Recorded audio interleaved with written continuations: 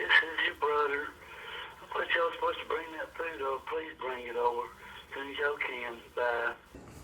But you felt like you did the right thing, right? Mm-hmm. You needed help and you did the best thing you could, right? The right to choice is among our most fundamental and cherished liberties in life. Whenever our right to choose where to live, what to eat, or simply how to spend our precious time is devalued, there exists an injustice. Rodney Backus chose a home in the South Side community of Birmingham for 15 years. Over time, Rodney developed a great deal of social capital in this community and exercised his right to choice daily.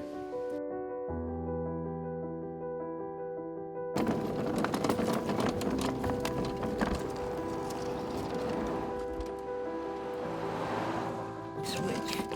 Okay. Ultimately, Rodney's service provider also operated as his landlord, and as a result, took away his right to choose to live in a community he had called home for 15 years.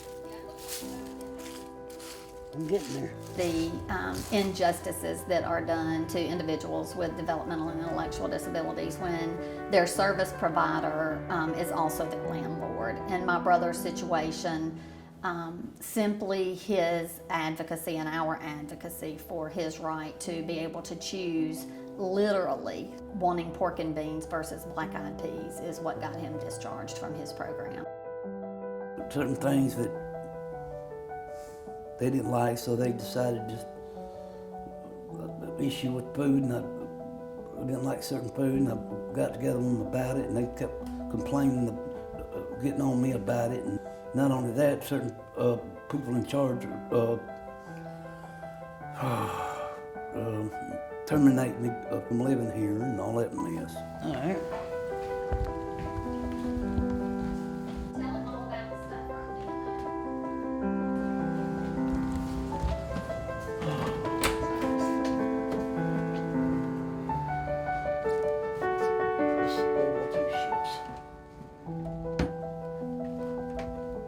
More World War II ships. They said it was in the best interest of me to move from where I'm at to. I said, that don't sound right, because see, I ain't done nothing bad around here, and follow the rules like I'm supposed to, and do what I'm supposed to, go off when I'm supposed to go to certain people that I let them know I'm with and all that, and they still want to discharge me. We see where it's ended up. This is nothing but retaliation from someone who not only holds the key to where he lives, but what he eats, and they won't let him choose that. They kicked him out of his home basically because he wanted something different to eat than they were willing to give him.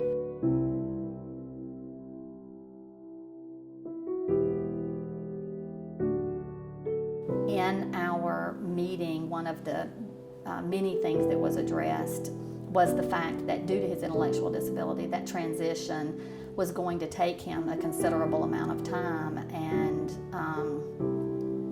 that time was not allotted at all. The discharge was abrupt. We were in his meeting. It was a meeting for his services for the following year.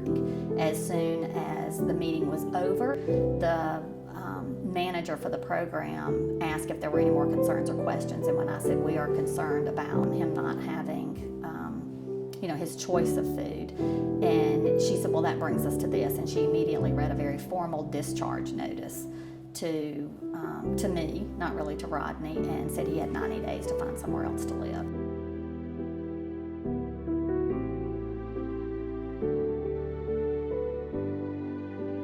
The scariest thing is that if you're not happy with a service, then you also have to worry that you're going to lose your home. And having, my uncle who's physically able to take care of himself but just needs little assistance, my brother would need full 24 hours a day. And if it's hard to get through a provider who's supposed to give that to you, how do you find it on your own? And being afraid to speak up and say, we're not happy with this. He loves where he lives, loves the community that he's in, but we're not happy with this part of these services. And then you lose your home because you're not happy with a totally different aspect of it that has nothing to do with where you live.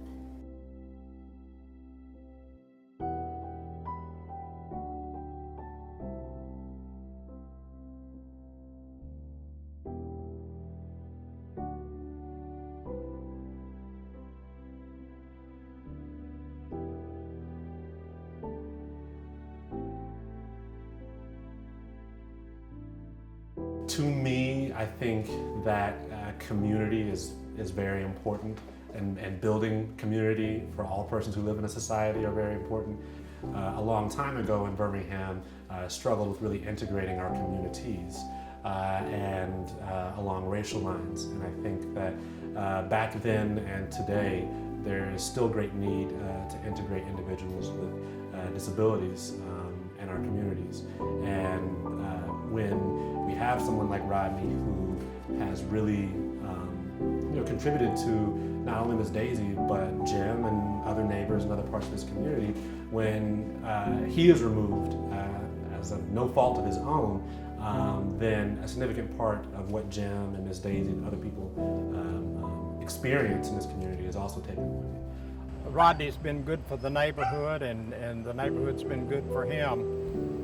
Everybody around here knows him real well, and we know him better now than we did when he lived up the street, because he had his lodging up there, because everybody on the street speaks to him.